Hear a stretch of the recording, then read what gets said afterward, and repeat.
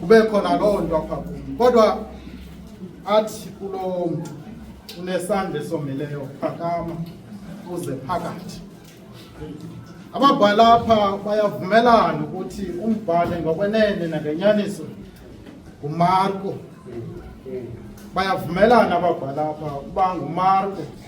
Bayangqinelana ababhali into akubana uMarko akazange abe nguye umdisipile kaYesu Kristu kwaba bebeyi-12, kodwa uye wanguye umlandeli kaKristu. Bayavumelana ababhali apha ngale ncwadi kuba yenye yezincwadi zibizwa ngoba zii-synoptic gospel. Bayangqinelana ababhali apha, kodwa engengombhali engengomfundi kaYesu Kristu nje uzithatha phi ezinto eziMarko. Kwavela into ethi apha impembelelo zikaPeter zimenze wathatha usiba nencwadi wabhala njengokuba enamandla okubhala. Sathi reviving prophetic agents, awakening prophetic agents in reviving the Church of Christ. Kuthiwa le ncwadi lo mbhalo ibhala phakathi ko-55 no-65 AD. Uyibhala ngelo xesha lo mbhali le ncwadi. Masimyeke kodwa mani lo mbhali ngoba singasokoli. Ndive kuthiwa apha icaweni exakekile. Athi ke kulo mntu unesandla esomileyo, phakama uze phakathi. uYesu lo uthetha ngamazwi. Kusemveni kwento akubani uYesu ebezama ukuphilisa kwesi sixeko saseGalili kwindawana ekuthiwa kuseKapernaum.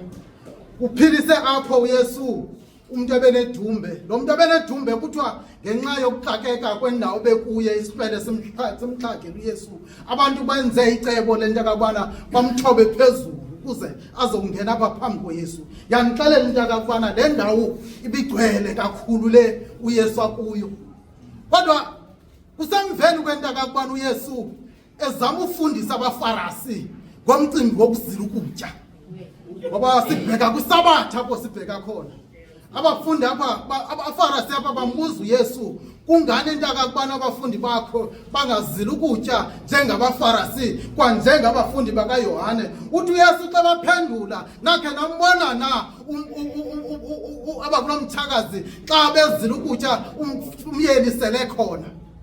Uthi uYesu xa bephendula agqithe apha kule ndawo. Uthi uYesu uhamba emasimini babheka ngakwiSabatha. Abafundi bakhe bagwathile izikhwebu apha emasimini ngoba balambile. Bambuza abaFarisi into akubana kulungile na into akubana benze oku ngomhla weSabatha. Uthi uYesu xa phendula zange nayilesana into yakhe yathethwa yenziwa nguDavide ngexesha lobukubingeleli. UDavide wathatha zonke ezazibekwe phambi koThixo wazitya ngokuba eswele, ngokuba elambile wazitya, futhi akazitya yedwa wabela nabanye abantu. Nakhe nayilesana loo nto uthetha nabaFarisi uYesu. Uzama ulungisa inhliziyo zabaFarisi. AbaFarisi injongo yabinye bona kuba bambamba uYesu, noba bambambe njani na. Uthi uYesu, yazini le nto iSabatha zange ibekho ngenxeni yomuntu, umuntu wakho bakhona ngenxeni yeSabatha. Yazini into akubana nonyana womntu uyinkosi yeSabatha. Utsho qepheni nabaFarisi, kodwa asikho apho. Wathi kumuntu lo unesandla esomileyo, phakama uze phakathi. Phakama uze phakathi. uYesu ukhomba umuntu apha. Ithi incwadi emveni kwento akubana efundise abantu malunga neSabatha, waphindela kwindlu yesikhulu. Kafika apho uYesu wafika waqaphela into akubana kunomuntu onesandla esomileyo.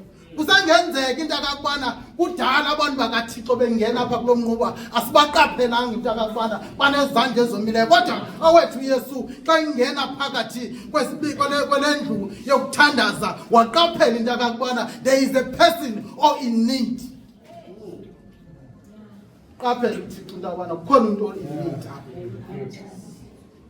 Abanye ababhali apha bathi kusangenzeka into akakubana yalicebo labaFarisi bamthatha lo mntu bazombeka apha khona ukuze bajonge ubungangamsha bukaThixo, bajonge into akakubana uThixo uza kumphilisa na ngeSabatha, ngoba aba baFarisi eyona nto bayifunayo bafuna ukumbamba uYesu bamfumanele ityala. Utsho abanye amabhali akutshomba bathi kusengenzeka into abana licebe le nto akakubana aziswaba phakathi kwabo. Abanye ababhali bathi kudala lo muntu ekhona phakathi kwebandla, kudala equkapha phakathi kweSabatha, but abaFarisi into abakholose kuyo yimithetho yalapha emhlabeni, abajonganga kukuphilisa. Ngoba yiva uYesu xa ethetha nabo, ingaba kulungile na ukuphilisa na ngeminye yeSabatha, okanye ingaba kulunge ukuchitha na ngeminye yeSabatha, okanye ingaba kulungise na ukuphilisa, okanye kulunge ukubulala na. Bathi cwaka. Andiyazi isizathu soba bathi cwaka, nokuba into babeyazi inyaniso yento yakubana iSabatha le yindawo yokwenza okulungileyo. Andiyazi, kodwa bathi cwaka abamphendula uYesu xa ebuza lo mbuzo. Athi ke umntu lowo unesandla esomileyo, ngena phakathi. Kusengenzeka into akakubana silapha enkonzweni kaThixo izandla zethu zomile. Kusengenzeka into akakubana akukho mntu sibonayo, kodwa uthi ngena phakathi, ngena phakathi, ngena phakathi.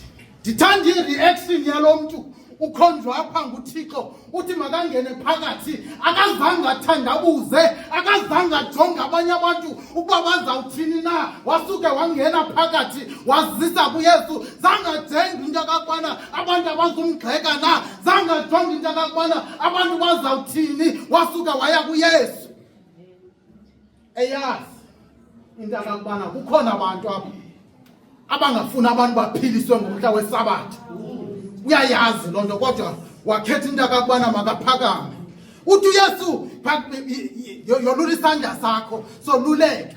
Kodwa yona ndiyithanda into akakubana uYesu awungena ezimpilweni zethu, awungena uYesu empilweni zethu akafika ahlala uYesu, akafika abukele njengathi sibukela iTV, akafika uYesu ahlale ajonge uba bawuthini na. uYesu utshintsha isimo sibe yile nto ifunekayo, ngoba ufika apha abaFarisi behlela apha nalo mntu bengamthethisi, bengenzi nto. Futhi lo mntu andikhange ndimve echazana ngegama, kodwa kuthiwa ngumntu enesandla esomileyo. Kusangenzeka into akakubana kukhona abantu abaphakathi kwebandla ekuthiwa natya simbona kwi-Peters, akaziwi igama,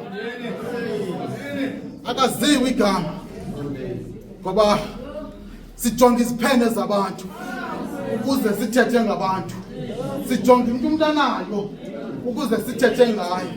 Kodwa ngena phakathi, suyeke ungena phakathi, nokokuba kulo meko kuyo, nokokuba kwenzeka ntoni, suyeke ungena phakathi, suyeke uze enkonzweni kaThixo. Sijonge ngaphaya uYesu ubiza umntu ongazaziyo into akakubana kutheni ehleli kwaEli, akasazi isigqibo, kodwa uYesu uyambiza. Akayijongi ingomso lo mntu uThixo,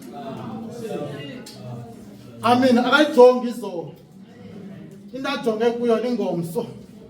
Ngoba uSamuel kuthiwa ungoceliweyo, eceleni kwakhe bamnyanzeleka into akabana bamzise kukumkani kuEli umbingelelo omkhulu, ngoba ithi leyo yakwaJuda kwakunyanzeleka into akabana xa ucele into kuThixo waze wakunika through umbingeleli, kunyanzeleke uphinde uyise kumbingeleli ibe ngumbingeleli obona into akabana makathini nangayo.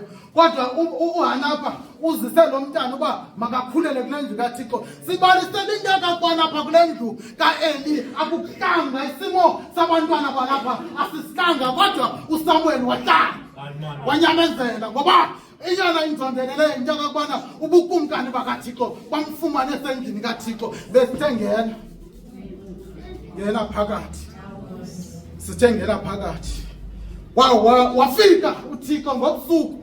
Ithi incwadi singekacinywa isibane sikaThixo endlini kaThixo apho itempile yayiba khona singekacinywa isibane, wambiza wathi umuntu ongayazili zikaThixo wabaleka wayebantwini wawusabela wathi ndilapha kuba undibizile. Waqokelela uThixo kade isihlandlo zazithathu kodwa esesithathu wathi uyeni kuye uzuthi uphinde wakubiza uzuthi thetha ngokuba esiva umkhonzi wakho. Kuyanyanzeleka into akabana ke sinqamele apha endleleni ukuba uThixo uthini na. Kusanyenzeka into akabana uThixo kudala ethetha nathi silapha ecaweni kodwa simva.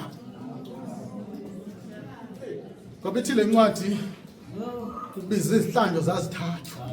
Yabani ndike ngathi xa ndijonga imbangi yonto akabana kubizo lombhali ndafumanisa into akabana kuthiwa kwakulixesha laphakathi kwe-Old Testament ne-New Testament. Ithi le ncwadi apha ngasentla kwakusenyanyeni ngelizwi likaThixo, bantu bangathethi into ngelizwi likaThixo, kodwa wanyanzeleka uThixo into akabana arevive this prophetic agency. Wanyana lo mkhonzi kaThixo kule ndlu kaThixo, wamnyula lo mkhonzi engazazi, wamnyula le Thixo engamazi uThixo, wamnyula lo mkhonzi engaziwa nakwabo uba kumakandaweni na, kodwa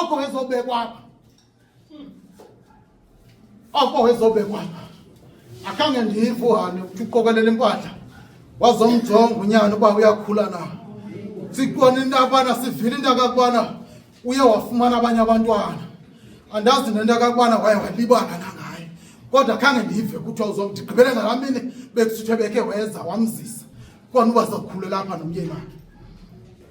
Reviving the prophetic agency ekomeni kwethu, kwimiphefumlo yethu, ekomeni kwethu, ebomeni bethu, ekomeni kwethu, kwiimeko zezimali zethu.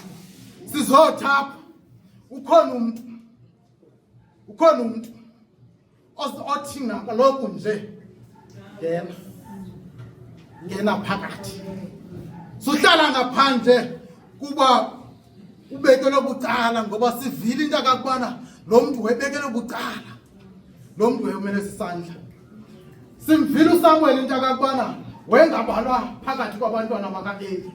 Simvile uSamuel ehleli phakathi kwabantwana abaqeqedekileyo abangoyiki noThixo, ngoba kuthiwa babesithi xa isibingelelo sisiza bakhethe ezinyama zibhadlileyo bazitye ngokunokwabo. Kunokwenzeka into akabana noSamuel kwakubakhona into akamana amaxesha okuba ke kuthiwe kakuphume sithethe into zekhaya ngoba wena ungwalapha. Kusenokwenzeka owethu uThixo akamkhethi wami. Kula migudu kufuneka siyenzile yokuvuselela isiprofesi.